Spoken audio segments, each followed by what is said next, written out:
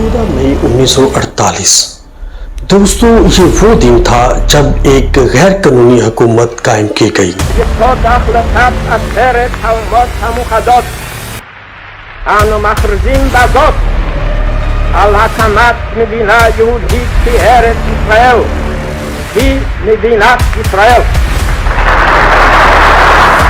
जो कि अरब के सीनों के अंदर एक बहुत बड़ा छुरा घोंपने का मुतरादिफ है।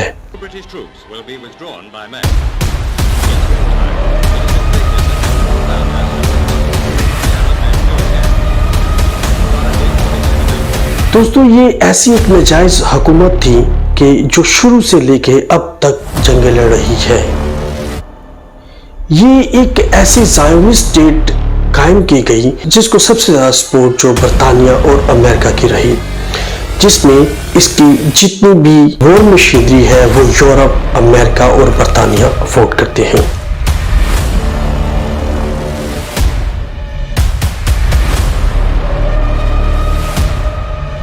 दोस्तों, क्या इसकी वॉर मशीनरी इस कंडीशन में है कि वो जंग का अहाता कर सके?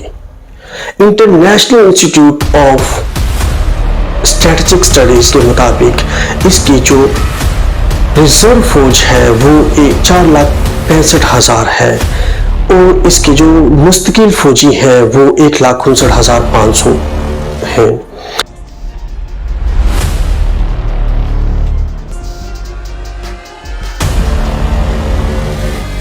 ये सभी लोग जो है इस वक्त एक वार की कंडीशन में है। जो रिजर्व फौज 4,65,000 है वो इस वक्त अपनी तमाम कारोबार से वापस बुला के उसको मैदान में जंग के अंदर खड़ा कर दिया गया है।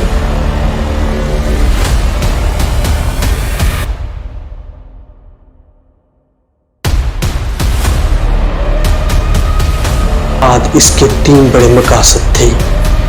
पहला, बैतुल मुक़द्दस को शहीद करके वहां पे हैकले सुलेमानी तामीर करना।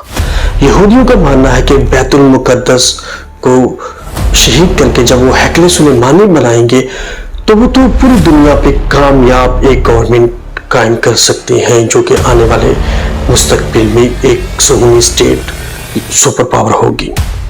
इसके साथ साथ इसका दूसरा मकसद जो है वो ग्रेटर इसराइल है, जिसमें तमाम के तमाम अरब ममालिक को शामिल किया गया है, जिसमें शाम, लिबनान, मिस्र, उर्दन और इराक शामिल हैं और उसमें काफ़ी हद तक जो है वो सऊदी अरब को भी उन्होंने शामिल किया है। दोस्तों, 1948 से लेके अब तक जितनी भी जंगें हुई हैं इनका सबका जो खर्चात है वो यूरोप और अमेरिका बर्दाश्त करता है।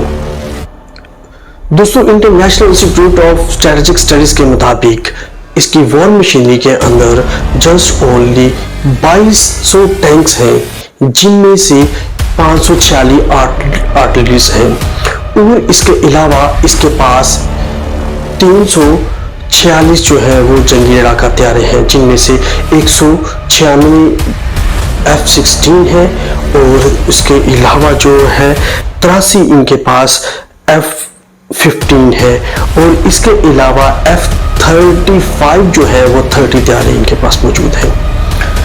दोस्तों, ये सारी चीजें होने के बावजूद हमास इसको बहुत टफ टाइम दे रहा है।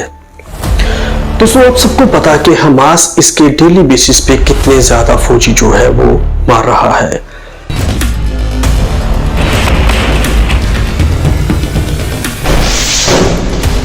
मगर ज़ायोनिस्ट स्टेट इस बात पे बाजिद है कि वो वार को ख़त्म नहीं करेगी। टेम्परेरी तौर पे भी वो वार ख़त्म करने के हक में नहीं है। आप देख सकते हैं कि किस तरह से गजा के अंदर जो है वो एक क़यामत ढाई जा रही है। हॉस्पिटल्स को निशाना बनाया जा रहा है, स्कूल्स को, चर्च को, मसाजिद को, इवन के कम्युनिटी का कोई भी सेक्टर नहीं छोड़ा जा सकता जिसमें यूएनओ के स्कूल जो मोस्टली हिट किए जा रहे हैं, जिसमें से छोटे बच्चे पढ़ रहे हैं, मासूम बच्चे पढ़ रहे हैं। देखिए दोस्तों, इस्राइल की इकोनॉमी जो है वो टोटल $5 अरब पर मुहित है, जिनमें से 200 अरब डॉलर उसके मरकजी बैंक के ज़र मुबादला के ज़खायर हैं। आप सबको इस चीज़ का बखूबी अंदाज़ा होगा 7 अक्टूबर 2023 से अब तक जो है ये हालती जंग में है।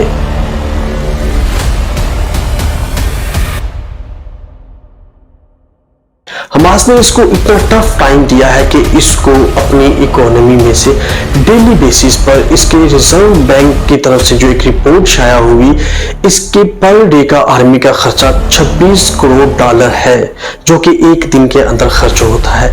दोस्तों यहाँ पे एक बात आपको बताता चलूं कि ये अखराजात इसके नुकसान के अलावा है जो इसको लोग डेली बेसिस पे हमास की तरफ से हो रहा है, जिसमें इसके जो मरकवा टैंक्स है डेली बेसिस पे 40, 45, 30, 10, 12 डेली बेसिस पे रिपोर्ट हो रहे हैं कि वो डिस्ट्रॉय किए जा रहे हैं, और वो इस तरह डिस्ट्रॉय किए जा रहे हैं कि जैसे बिल्कुल ही उनको नकारा कर दिया गया।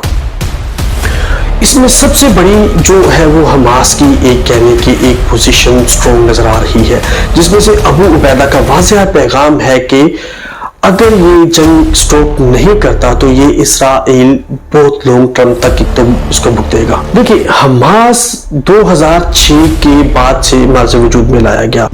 Schools out in Gaza, and for thousands of teenagers here, this is how the holidays are spent.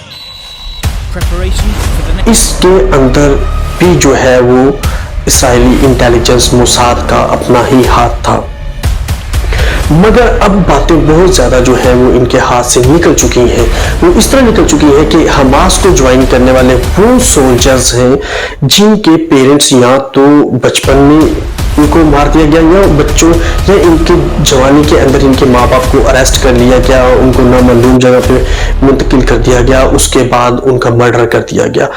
ये वही तमाम के तमाम नौजवान सोल्जर हैं जो कि इसके एग्रेशन को फेस करके आए हैं, और उनके माइंड में सिवाय शहादत की कोई चीज़ भी नहीं है। इसके अलावा जो इसकी इकोनॉमी का सबसे बड़ा नुकसान है, मरकजी बैंक ने जो अभी रिपोर्ट के अंदर शाया किया कि इसके 200 अरब डॉलर जो इसके ज़र मुबादला के ज़खायर थे, उनमें से 9 अरब डॉलर का जो है वो कमी आई है। 2012 से लेके अब तक इसकी करेंसी शेकल जो है वो कम तरीन सतह पे पहुंच चुकी है। इसकी इकोनॉमी दिन ब दिन गिर रही है। मगर दोस्तों, क्या इसकी वार मशीनरी वाकई इतनी स्ट्रॉन्ग है कि ये अकेले ही जंग का मुकाबला कर सकती है? अगर आप इसकी इकोनॉमी को अमेरिका और यूरोप के साथ मिला के देखेंगे तो आपको पता चलेगा कि इसकी 1948 से लेके अब तक जितनी भी जंगें हैं वो सारी की सारी यूरोप और अमेरिका ने बर्दाश्त की है। इनका जितना भी लॉस हुआ है वो यूरोप और अमेरिका ने दिया है। सेम ये इस तरह समझ लें कि आप एक इंश्योरेंस जो है करवाते हैं और उसमें आपका जो भी ज़्यादा नुकसान होता है उसमें से आपको जस्ट 35 या 30% पे करना पड़ता है, और बाकी 70% जो है वो एक इंश्योरेंस कंपनी पे करती है।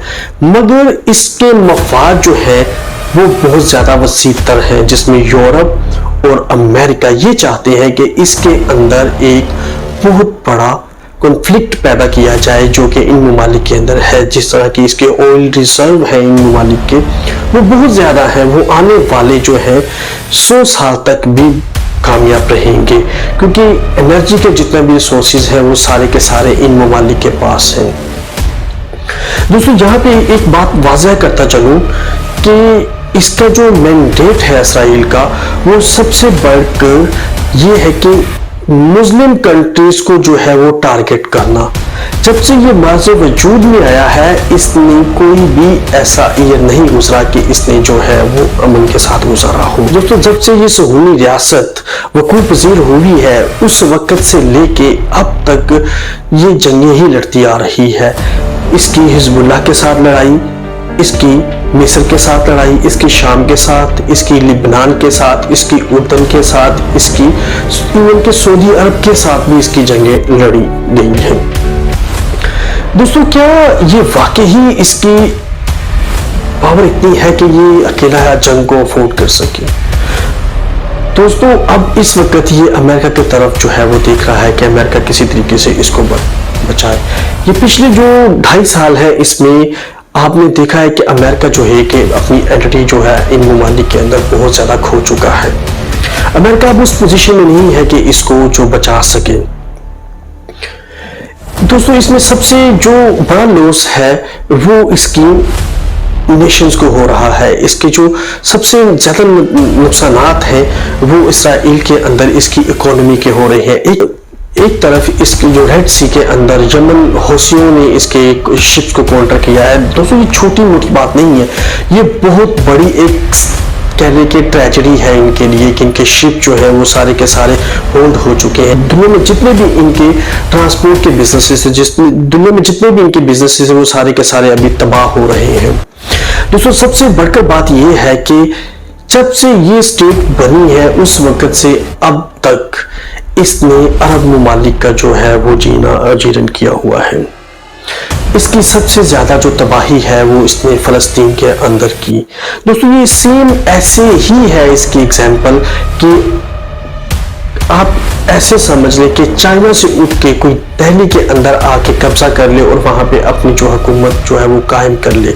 सेम इसी तरह से है कि इलीगल तरीके से जो है वो इसको प्रोमिनेट किया जाए। दोस्तों, एक चीज यहाँ पे मैं और वाज़ह करता चलूं, इस स्टेट के अंदर इसके बहुत ज्यादा लॉसेस जो है वो रेड सी के अंदर है और इसके मरकजी बैंक की तरफ से ये बात फाजिया नेतन्याहू और इसकी जो एडमिनिस्ट्रेटर के वजीर खारजा है उसको बताई गई है कि ये चीजें जंग के अखराजात को कम किया जाए और जो बिल असम्बली है वो उसमें बिल जो इसने पास किए हैं उसको कम किया जाए। दोस्तों, एक चीज और यहाँ पे बहुत अजीब है कि एक साइड पे नेतन्याहू के केसेस जो है वो चल रहे हैं।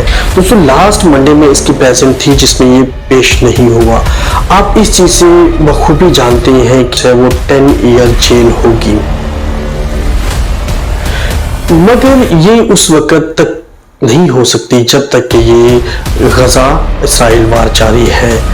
दोस्तों, इसमें सबसे ज्यादा नुकसान जो है वो ह्यूमैनिटी का हो रहा है। सबसे ज्यादा जो लोग मारे जा रहे हैं नुकसान उनका हो रहा है। जंग की वार मॉन्गरिंग करना जो वो बहुत आसान है, मगर वहां के हालात को देखना, वहां की मामलात को देखना, एक that is very tough condition. मगर इन सब के बावजूद जो है वो सारी की सारी हमायतें इसराइल की तरफ है। सिंपली जो है लोग शो कर रहे हैं, कंट्री शो कर रहे हैं, वो सारे का सारा जो है वो इसराइल की तरफ शो कर रहे हैं। मगर इंटरनली लेवल पे जितने भी कंट्रीज, मेजर जितने कंट्रीज हैं वो सारे के सारे इसराइल के ही एजेंडे को आगे लेके चल रहे हैं। मगर इस रिसेंट कंडीशन के अंदर जो हमास ने इसको टफ टाइम दिया है, हमास ने सबसे ज्यादा जो इसकी आर्टिलरी, इसकी व्हीकल्स और इसके टैंक्स जो है इनको तबाह किया है, वो सेम ऐसे ही है कि जैसे इसकी साख को तबाह किया गया हो। दोस्तों, international institute of strategic studies के मुताबिक इंडिया जो है इसराइली असले का सबसे बड़ा खरीदार है। इंडिया ने रिसेंटली पिछले 3 सालों के अंदर जो है इसराइल से 1 अरब 19 करोड़ डॉलर का जो है वो असलहा खरीदा है। उसके बाद अजरबैजान, फिलिपाइन और अमेरिका शामिल है।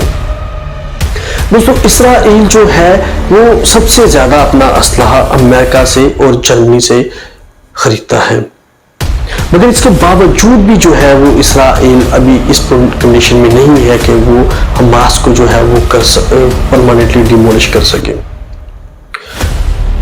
दोस्तों, सबसे ज्यादा जो अलमिया इस चीज का सामने आ रहा है वो ये आ रहा है कि हमास इसराइल के साथ तो कॉन्फ्लिक्ट इनका चल रहा है। जो सबसे अजीब बात है वो ये है कि ये हमास का एग्रेशन जो है वो निहत्ते सिविलियंस के ऊपर उतार रहा है, उनको कत्ल करके उतारा है, उनकी नस्ल कशी कर रहा है, उनके लोगों को, उनके बच्चों को किलिंग कर रहा है। हमास को ये अभी तक काउंटर नहीं कर सका। हमास जो है डेली बेसिस पे इसके 30, 35, 40 लोगों का डेली बेसिस पे इसके आर्मी जो सोल्जर है उन लोगों को मार रहा है। दोस्तों, इसकी जो रिजर्व आर्मी है वो इस वक्त सबसे ज्यादा जो है वो जंगी मैदान में वर्क कर रही है, जिसकी तादाद जो है 4,65,000 है और इसके मुश्किल फौजी जैसे कि मैंने आपको बताया है 1,59,500 है। देखिए, इसमें बड़ी फौज भी शामिल है, इसमें एयरफोर्स भी शामिल है और इसमें ज़मीनी फोर्स भी शामिल है, मगर इसको किसी तरीके से भी कामयाबी मिल नहीं रही। क्यों कामयाबी मिल नहीं रही? ये जिन सोल्जर्स के साथ इसराइल लड़ रहा है वो मुजाहिदीन है और वो कभी भी पीछे हटने वाले नहीं है। उनको सिवाय शहादत के किसी चीज का भी शौक नहीं है। दोस्तों, हमें फौरन जो है वो इस चीज का किरदार अदा करना चाहिए कि ज्यूइश प्रोडक्ट जितनी भी है, ज़ायोनिस्ट प्रोडक्ट, इनका बाइकआउट करना चाहिए और स्ट्रॉन्गली परमानेंटली तौर पे इनका बाइकआउट करना चाहिए। मैं आप लोगों के साथ एक बहुत दिल खास चीज़ वो शेयर करने जा रहा हूँ। मैं अक्सर जो है वो मॉल्स के अंदर, अक्सर जो होटल्स हैं उनके अंदर, अक्सर जो शॉप्स हैं उनके अंदर देखता हूँ कि अभी भी जो है फ्रिज के अंदर सारी की सारी प्रोडक्ट जो है वो इन यहूदी स्टेट कंट्रीज, जितनी भी ये यहूदी स्टेट्स की है, ये सारी की सारी पड़ी हुई है। दोस्तों, क्या हम इतने ही जो है मजबूर है कि वो इनका बॉयकॉट नहीं कर सकते? कर सकते हैं दोस्तों। कोशिश करें, परमानेंटली तौर पे इसका बाइकआउट करें और परमानेंटली जो है इन चीज़ों को डिफेंड करें। जी दोस्तों, आप सबका शुक्रिया। अल्लाह हाफिज़।